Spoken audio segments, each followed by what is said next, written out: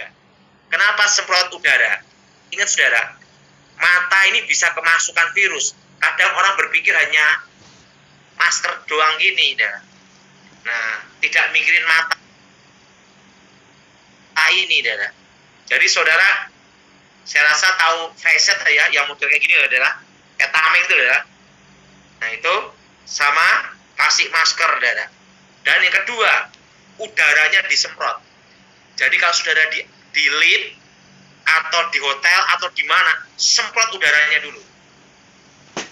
Nah, semprot udara dulu. Kenapa saudara? Nah, di situ saudara, Tuhan kasih hikmat saya. Selama 3 bulan ini, kalau saudara tidak penting sekali, lebih baik diam di rumah. Ingat saudara, orang Israel ada darah anak domba, tetapi mereka diam di rumah semua. Tidak ada yang keluyuran waktu malaikat Tuhan berjalan. Jadi saudara, dan saat ini saya baru berdoa, kita semua berdoa saudara, supaya Tuhan memerintahkan malaikat pencabut nyawa itu untuk menyarungkan pedangnya, supaya tidak ada penghukuman yang berat atas bangsa ini. Amin saudara.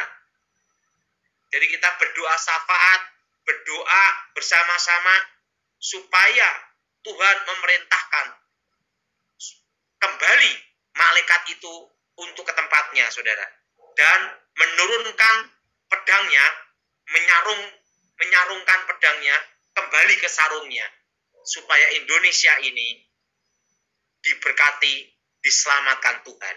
Amin saudara. Nah, jadi saudara, kita semua berdoa sungguh-sungguh, karena ini akan terjadi saudara. Ini akan terjadi. Jadi kita berdoa supaya tidak sampai 3 bulan saudara. Kalau 3 bulan berat untuk semua yang ada di Indonesia. Betul? Karena ini saudara, hukumannya ini, malaikat maut berjalan ini, itu Pulau Jawa saudara. Ingat saudara, Pulau Jawa. Jadi ada darah-darah martir yang menuntut keadilan kepada Yang Maha Kuasa. Karena itu saudara, saya beritahu pada saudara semua, supaya berdoa sungguh-sungguh, minta ampun sama Tuhan, bila perlu adakan doa untuk pertobatan untuk Indonesia dilawat Tuhan, mengalami jamahan Tuhan, dan supaya Tuhan memerintahkan malaikat itu kembali ke tempatnya, dan menghunuskan pedangnya, disarungkan, supaya tidak terhunus lagi, dan supaya kita semua beroleh hidup bahagia. Amin. Amin saudara. Nah, apalagi saya dengar, saya ini tahun ini saudara kehilangan murid terbaik saya meninggal. Terus setelah itu saya kehilangan sahabat terbaik dalam hidup saya di Bandung, meninggal. Umur 42 saudara, meninggal. Nah, di situ saya melihat banyak orang yang saya sayangi dekat meninggal saudara. Karena itu saya berdoa meminta pada Tuhan. Kenapa saya meminta saudara? Karena ada satu kisah ini saudara. Ada seorang pengusaha punya anak. Anaknya kena corona. Waktu isolasi mandiri, ada suatu ketakutan yang luar biasa. Akhirnya orang tuanya minta saya saudara, untuk mendoakan anaknya itu di Zoom saudara. Waktu saya lihat di Zoom, saya lihat ada bayangan saudara. Dan itu adalah malaikat maut saudara. Begitu saya lihat malaikat maut, lebet gitu saudara. Dan malaikat maut itu berdiri di belakang anak muda ini saudara. Saya minta sama Tuhan, Tuhan suruh malaikat maut ini lewat. Jangan ambil anak muda ini. Karena ayahnya minta tolong saya doa sungguh-sungguh. Apa yang terjadi? Nah, tiba-tiba berubah gitu ya, natap saya. Nah, malaikat maut itu nangkap saya gini, langsung dia gini, berkata apa? Aku lewat, gitu lah. Anak muda itu lolos, saudara. Nah, di situ saya baru mengerti, saudara, bagaimana kita sekarang berdoa sungguh-sungguh supaya malaikat maut itu yang berdiri di awan-awan itu dengan pedang terhunus, supaya diperintahkan Tuhan kembali ke tempatnya. Amin. Dan kedua, menyarungkan pedangnya. Sebab bagi Tuhan tidak ada yang mustahil. Asal kita doa sungguh-sungguh, pertobatan terjadi, keselamatan terjadi. Amin. Oke, baik Pak Choi, kita ngobrol-ngobrol, tanya jawab. Ya, oke. Mungkin dari saya dulu mau tanya sama Pak Daud nih ya. Jadi 3 bulan ini nggak boleh keluar nih ya, buat jemaat Tuhan, buat semuanya. Nah sekarang mau tanya nih Pak, ekonomi Indonesia bagaimana nih Pak ke depan nih Pak? Karena Pak Jokowi ini juga kan kasihan nih, keadaannya begini, situasinya begini. Nah kalau ekonomi susah kan begini, sudah saya khotbahkan ini dari tahun 2020 Pak Joy. Iya Pak. Bahwa Indonesia mengalami stagnat ekonomi. Dari 2020 menuju awal pemulihan Indonesia 2023. Dan 2021, tepatnya bulan April, Indonesia mengalami deflasi-inflasi bertemu. Deflasi-inflasi bertemu. Jadi Indonesia mengalami deflasi-inflasi ketemu. Artinya daya beli masyarakat turun, barang-barang naik.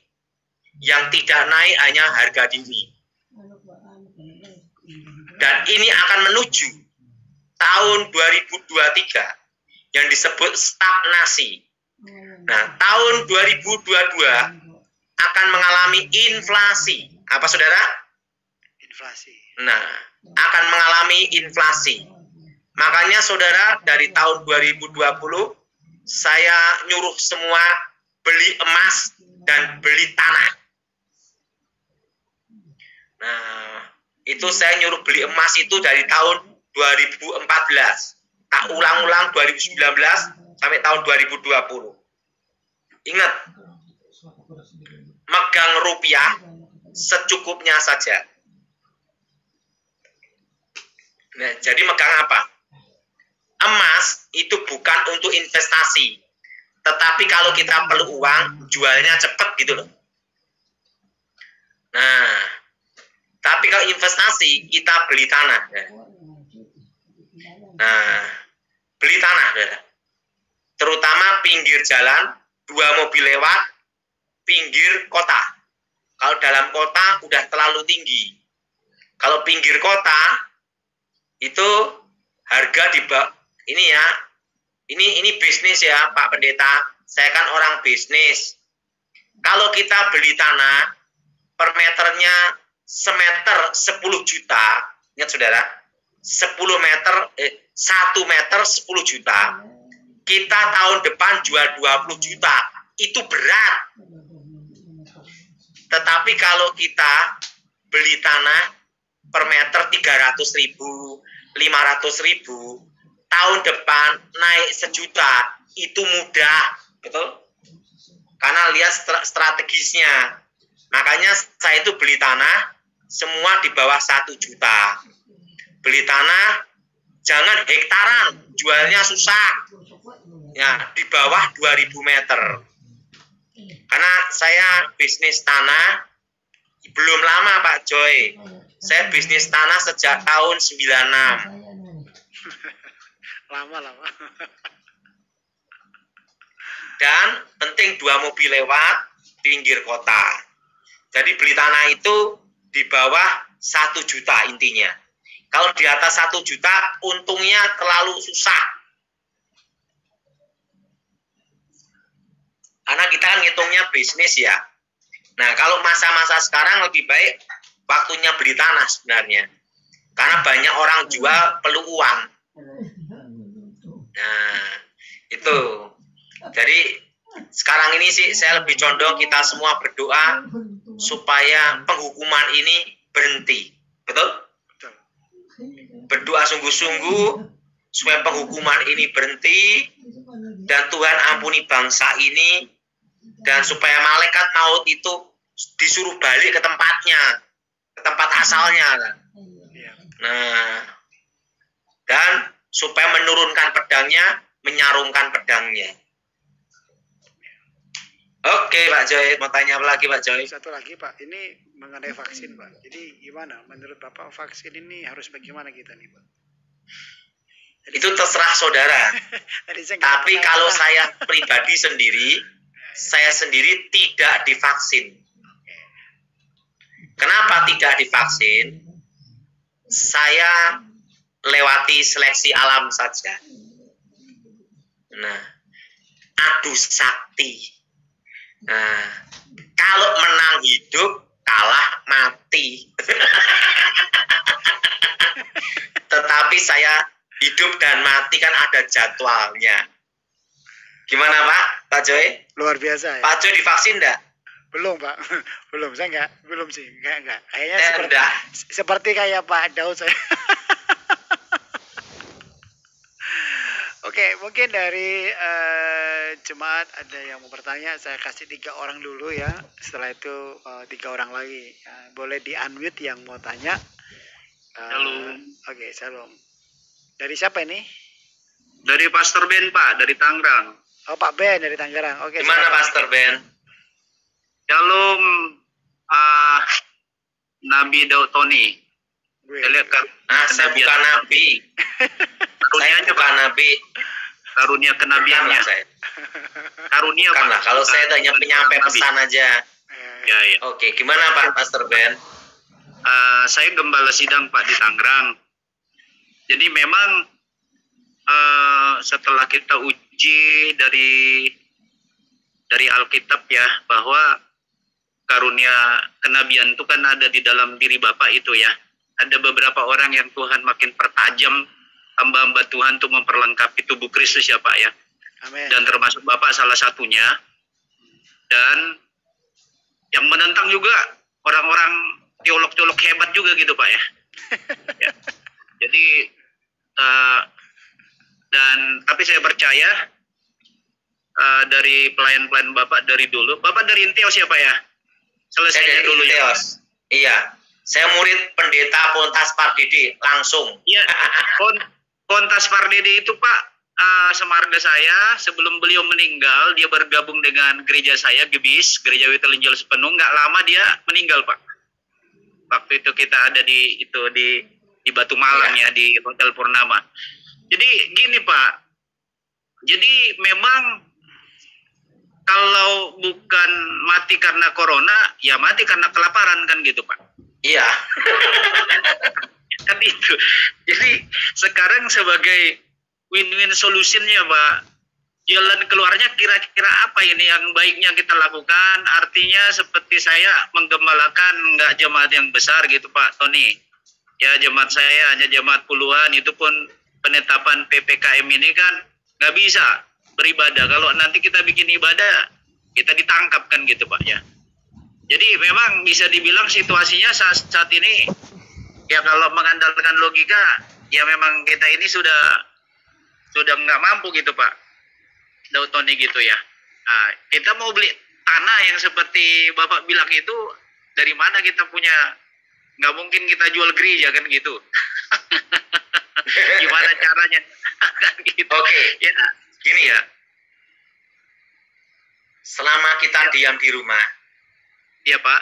Apa yang jadi potensi kita, apa yang Anda tahu, apa yang Anda alami, apa yang saudara tahu, itu bukan kebetulan, tapi adalah talenta yang Tuhan berikan. Jadi kondisi seperti ini pertajam talenta saudara di rumah-rumah saudara. Kalau talentanya itu adalah melukis, jadilah pelukis yang hebat. Diasah di dalam rumah. Kalau Anda itu talentanya itu IT, pertajam IT. Jadi pada waktu posisi diam di rumah ini, pertajam semua talenta. Iya, iya, Pak. Karena itulah yang disebut masa depan. Karena kita menyongsong pemulihan Indonesia 2023. 2023, Pak ya. Iya. Iya, iya. Pak, satu lagi Pak yang mau saya tanya. Kan tadi ada istilahnya tangan Tuhan, tangan malaikat yang terancung itu bisa diturunkan kembali. Tapi kalau kita melihat, Kalau kita baru berdoa minta sama Tuhan. iya, artinya kan Indonesia ini begitu banyak utang darah Pak. Salah satu merujuk perang Padri Pak ya. Khususnya buat kami orang Batak, Imam Bonjol itu pada tahun 1803 mengalami genosida Pak. Orang Batak itu dibantai 600.000 orang Pak. 600.000 orang. Jadi darah itu pada perang Imam Bonjol tahu ya Pak ya. Tapi sedihnya Imam Bonjol itu dianggap seorang pahlawan yang menggenosida orang Batak itu, membunuh orang Batak itu seperti Hitler gitu Pak. Kita ada ininya Pak, komplit kita punya data-data tentang itu Pak. Jadi memang utang darah atas bangsa ini begitu mengerikan. Pak Nabi Daud Tony, kira-kira masih bisa nggak Pak? Belum lagi PKI tentang pembantaian perang tentang Majapahit diruntuhkan oleh patut diduga khilafah pada tahun 1800-an sekian Pak. Masih mungkin ada Pak pengampunan atau memang penghukuman itu sudah harus keniscayaan yang terjadi gitu. Penting kita sih berdoa supaya bangsa kita dipulihkan. Nggak usah mikir yang dulu-dulu. Ya. Yang penting kita berdoa sekarang supaya Tuhan memberi pengampunan, supaya malaikat itu dipanggil Tuhan kembali ke tempat asalnya. Betul nggak Pak Joy? Betul. Oke, Pastor Ben, mungkin dua saja cukup ya. Nanti bisa digabung yang lain lagi di Baik next ya Pak kesempatan. Tony Oke, Daud, sampai terima kasih buat masukannya. Shalom ya Pak. Oke.